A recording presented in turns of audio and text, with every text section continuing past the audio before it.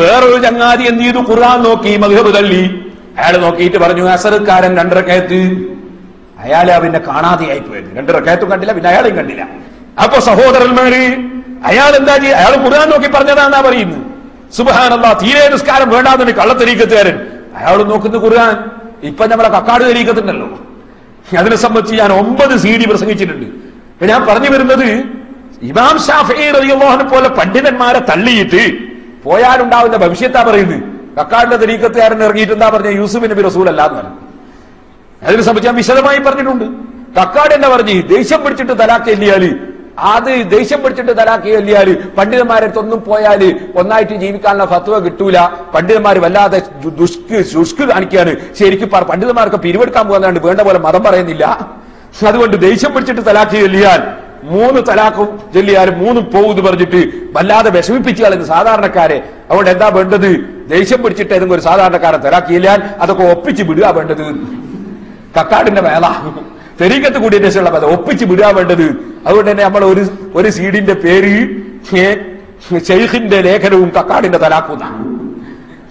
കാരണം അയാൾ ഒപ്പിച്ച് വിടണമെന്ന് അയാൾ പറഞ്ഞു. അയാൾ പറഞ്ഞു ദേഷ്യം പിടിച്ച് തലാഖിയില്ല. ദേഷ്യം പിടിച്ചിട്ടല്ലാണ്ട് ആരെങ്കിലും തലാഖിയല്ലോ? ആരെങ്കിലും ഒരാൾ ദേഷ്യം പിടിക്കാണ്ട് തലാഖിയല്ലോ? ഭാര്യനോട് ദേഷ്യം പിടിക്കാതെ സ്നേഹത്തോടുകൂടെ ആരെങ്കിലും തലാഖിയല്ലോ? നല്ല സ്നേഹത്തോടെ കരളേ എന്ന് പറഞ്ഞാരോ തലാഖിയല്ലോ? തലാഖ് ദേഷ്യം പിടിക്കുന്നതല്ലേ തലാഖ് ചെല്ലുക? അത് ഉറപ്പന്നല്ലേ? അതാർക്കാതിരിയാത്തത്? അപ്പൊ ദേഷ്യം പിടിച്ചിട്ട് തലാഖ് ചെല്ലിയാൽ അതിന്റെ നിയമം എന്താണ്? അത് ഒതുബാനിന്റെ തലാഖിന്റെ നിയമം എന്താണ്?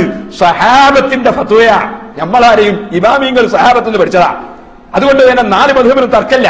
4 മദ്ഹബും പറയുന്നു ദേഷ്യം പിടിച്ചവന്റെ തലാഖ് സംഭവിക്കും. എന്താ കാരണം? സഹാബത്ത് അങ്ങനെ ഫത്വ കൊടുത്തിരിക്കുന്നു. ഒരു സഹാബിമാനെതിരായി പറഞ്ഞിട്ടില്ല. അതുകൊണ്ട് സഹാബത്തിന്റെ ഇജ്മാ ആണ് എന്നാ ഇബ്നു ഹജർ അൽ-ഹൈതമി റളിയല്ലാഹു അൻഹു തഫ്സീൽ പറഞ്ഞത്.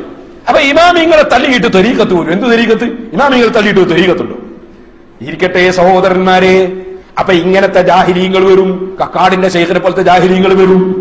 എന്നിട്ട് ഇങ്ങനെ ഫത്വ കൊടുക്കും, അങ്ങനെ ആളുകളെ പിഴപ്പിക്കും. ആ പിഴപ്പിക്കുമെന്ന് നബി സല്ലല്ലാഹു അലൈഹി വസല്ലം തങ്ങൾ പഠിപ്പിച്ചത് കൊണ്ട് തന്നെയാണ് ആ ഇമാമിങ്ങൾ ആ 3 നൂറ്റാണ്ടിൽ അധ്വാനിച്ച്, കേട്ടില്ലേ നിങ്ങൾ, വീടും പണയം വെച്ചിട്ട് അവരധ്വാനിച്ച് പഠിച്ച് ദീനിന്റെ ഇൽമു പ്രചരിപ്പിച്ചു. എന്താണ് അവരെ സൂക്ഷ്മത? കക്കാടിന്റെ തരീഖത്ത് കണ്ടാൽ നിങ്ങൾക്ക് കാണാം ഷെയ്ഖും അന്യപെണ്ണും ഒന്നായിട്ടിരുന്ന ഫോട്ടോ. സുബ്ഹാനല്ലാഹ്. അതുപോലത്തെ ഒരുപാട് സംഭവം. ഷാഫി ഇമാം റളിയല്ലാഹു അൻഹു മുമ്പിൽ ഒരു മസ്അല ചർച്ച വരുന്നു. എന്താ ചർച്ച? ഒരു പെൺകുട്ടിക്ക് 2 തലണ്ട്. 2 തലണ്ട പെൺകുട്ടിയെ പറ്റി വിധി പറയണം. 2 തലണ്ട്. ആ തലയിൽ ഒരു തല ഒരാൾ വെട്ടിയാൽ എന്താ നിയമം?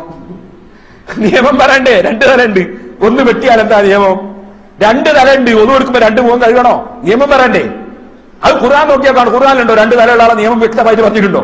ഹദീസിൽ പറഞ്ഞിട്ടുണ്ടോ? പക്ഷെ ഷാഫി ഇമാം റളിയല്ലാഹു അൻഹു ഖുർആനിൽ കണ്ടെത്തും, ഹദീസിന്റെ കണ്ടെത്തും. അങ്ങനെയാണ് ഷാഫി ഇമാം റളിയല്ലാഹുവിന്റെ പവർ. ഒരു ദിവസം മൂപ്പര് പോയിട്ട് ഒരു സ്ഥലത്തിന് എന്ത് ചോദിച്ചാലും ഞാൻ ഖുർആൻ കൊണ്ട് പറയുന്നത്, ഏത് മസ്അല വെച്ചാലും ഞാൻ ഖുർആൻ കൊണ്ട് പറയും. അപ്പൊ ഒരാൾ വന്നിട്ട് ഷാഫി ഇമാം റളിയല്ലാഹുവിനോട് ചോദിച്ചു, ഇഹ്റാം കെട്ടിയാൽ കടന്നലിനെ കൊന്നാല് അതിന്റെ നിയമം എന്താന്ന് ചോദിച്ചു. ഇഹ്റാം കെട്ടിയാൽ കടന്നലിനെ കൊല്ലാൻ പറ്റുമോ? എന്താണ് ചോദിച്ചു. സുബ്ഹാനല്ലാഹ്. സുംബൂർ കടന്നലിനെ കൊന്നാലുള്ള നിയമം എന്താണെന്ന് ചോദിച്ചു.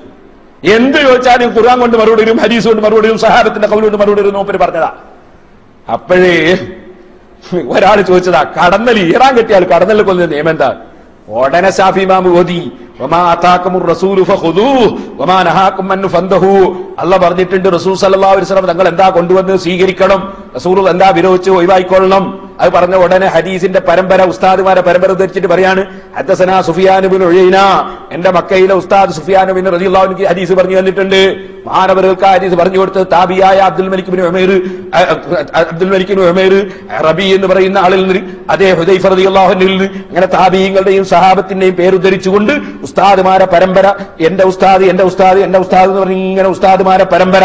ഉസ്താദ് പറഞ്ഞു, ഉസ്താദിന്റെ ഉസ്താദ് അബ്ദുൽ മലിക് പറഞ്ഞു, അവരുടെ ഉസ്താദ് റബീ പറഞ്ഞു, അവരുടെ റബീ പറഞ്ഞു, അവരുടെ ഉസ്താദ് ഹുദൈഫ റളിയല്ലാഹു അൻഹു സഹാബി പറഞ്ഞു, റസൂൽ സല്ലല്ലാഹു അലൈഹി വസല്ലം തങ്ങൾ പറഞ്ഞിട്ടുണ്ട്, ഇഖ്തദൂ ബില്ലദീന മിൻ ബഅദി അബീബക്കർ വ ഉമർ. നബി സല്ലല്ലാഹു അലൈഹി വസല്ലം തങ്ങൾ പറഞ്ഞിട്ടുണ്ട്, എന്റെ ശേഷം അബൂബക്കറിനെയും ഉമറിനെയും നിങ്ങൾ പിന്തുടരണം. അത് ഒരു ഹദീസ്. ആ ഹദീസ് ഉദ്ധരിച്ച ഉടനെ തന്നെ പറയാണ്, മൂന്നാമതായി പറയാണ്, ഉമർ റളിയല്ലാഹു തആല അൻഹു തങ്ങൾ, അതെ ഉമർ ഇബ്നുൽ ഖത്താബ് റളിയല്ലാഹു തആല അൻഹു തങ്ങൾ, അമറൽ മുഹരിമ ബിഖത്ലി സുംബൂർ, കടന്നലിനെ കൊല്ലാൻ വേണ്ടി ഇഹ്റാം കെട്ടിയവനോട് നിർദ്ദേശം നൽകിയതായി വന്നിട്ടുണ്ട്.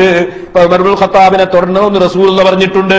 റസൂലുള്ളാഹി സ്വല്ലല്ലാഹു അലൈഹി വസല്ലം കൊണ്ടുവന്ന ആശയം അത് തുടരണമെന്ന് ഖുർആനിൽ അല്ലാഹ് പറഞ്ഞിട്ടുണ്ട്. വമാ അതാകുമുർ റസൂലു ഫഖുദൂഹു വമാ നഹാകും അൻഹു ഫന്തഹൂ. റസൂൽ സ്വല്ലല്ലാഹു അലൈഹി വസല്ലം തങ്ങൾ കൊണ്ടുവന്ന് നിങ്ങൾ സ്വീകരിക്കണം എന്ന് അതാ ഖുർആൻ